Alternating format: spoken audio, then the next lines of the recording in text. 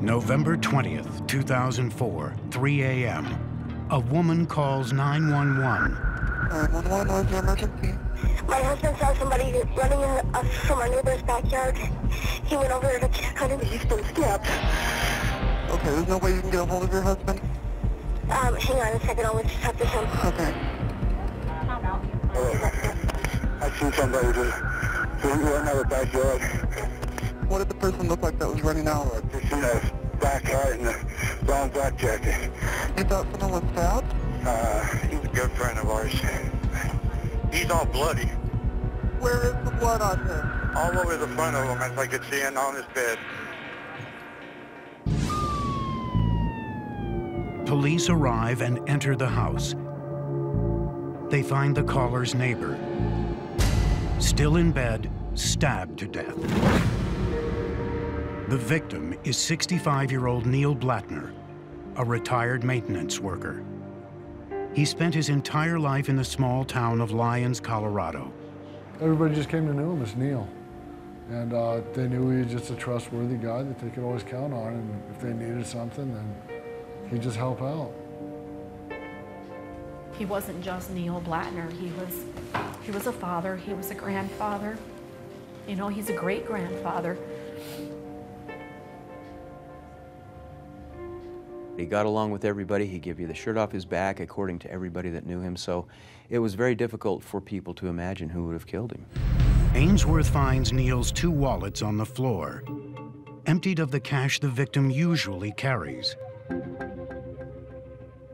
The other thing that we're kind of looking at is, well, maybe this is a robbery. In the backyard of the victim's house, Ainsworth discovers an odd detail inconsistent with the 911 call. My husband saw somebody running from our neighbor's backyard. What did the person look like? Just in a black hat and a brown black jacket. There was a lot of snow on the ground when we got there, and there weren't any footprints in the backyard going away from the house. That was a little problematic with his story. The neighbor is 41-year-old Willis Horn, a tow truck driver and high school football coach. His wife ran the towing company, and they were raising, I think, 3 boys. They're very religious people. During the next 72 hours, detectives talked to Willis 3 times. Finding more inconsistencies in his story, Ainsworth digs into Willis's background.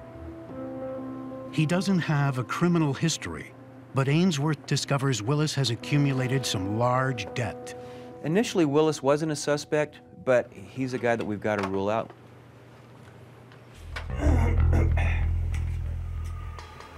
Willis, we need to talk.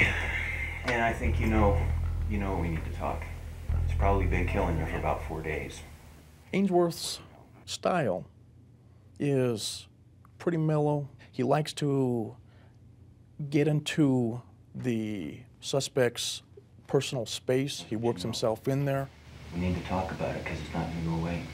I guess I would be the good cop because, you know, I'm going to give you a soft place to land, and where John is kind of in your face and make me do my job because I love to dig. What the issue here is we need to know what you know. And we don't tell you what I know. We don't know everything that you know. Your body is telling Chris that you know who did it. I have no idea who did it. Willis' strategy, I think, was to stick with his story no matter what. I did not kill Neil. God's my witness, you know. And so at that point, I looked at John and just kind of nodded almost imperceptibly, and that's when he started talking to him. I just started going at him. A little bit different style. You can't use God as my witness on a lie. That's scary stuff. That is not good. That is flat out not good. Period. When I brought up God and God as my witness, he did kind of start looking away. So I'm picking up. Okay, now I'm having a reaction. Bottom line is, if you can't come clean within you and make it right here before you get to that other side, it's truly over.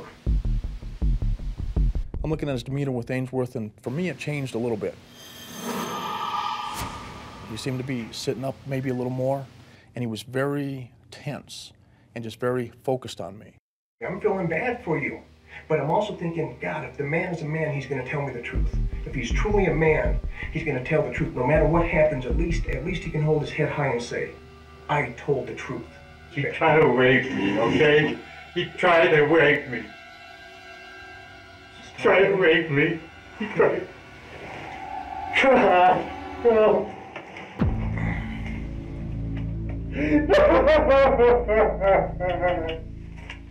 He tried to take my clothes off. He called me over.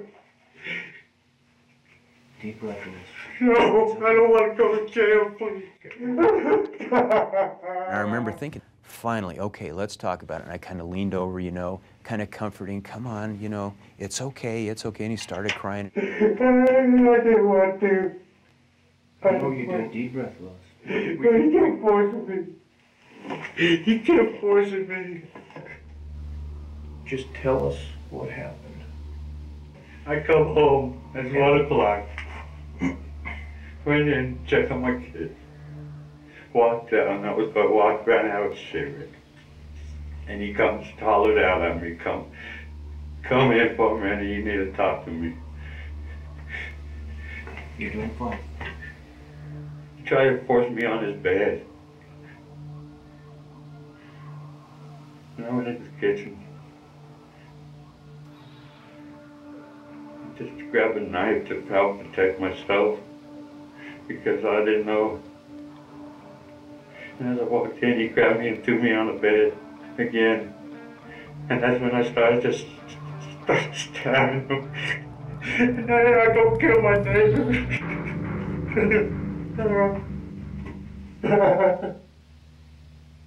Willis is saying, I'm the victim here, so I had to defend myself. My 60-plus-year-old neighbor tried to rape me. And it's pretty pathetic. I didn't, really believe it, and, the evidence on the scene did not show that at all. What the evidence did show was that Neil was most likely a robbery victim murdered in bed. I suspect that Willis probably went in to get some money, and that Neil woke up and caught him there. And then he's really in a bind because now Neil knows that he's in there stealing from him, his neighbor of years and years and years, and it completely changes his life. I need you to please stand up and put your hands behind your back for me. Can I see my wife first? Okay, first, right now, we're going to do this, okay? What is he really crying about? Could be about himself. Could be about what he did. Who knows? But we do have a victim, Neil, that was killed. And right now, with Willis, his family is pretty much destroyed as well.